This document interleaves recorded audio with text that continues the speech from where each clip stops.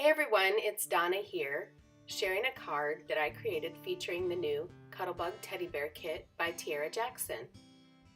I colored the image with the Copic markers, but the main feature I want to share with you is how I created the background.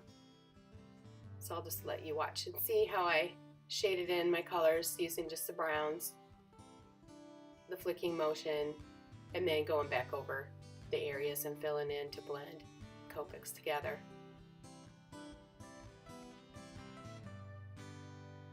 I just added a little green to the bottom shading to make it look like a little grassy area that he's sitting on. Then I mounted this piece onto a midnight blue mat.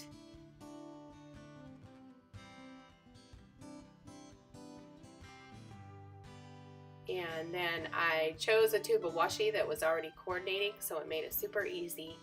And then I just lined those papers up. Each piece of tape is a different width, so I just spaced it out. I just eyeballed it. I did not measure. I thought it would be fine just to place it on there evenly. Just leaving a little space in between. That background piece was just a scrap that I had from another card, so I thought I would use it because I like the way the yellows and the blues blended.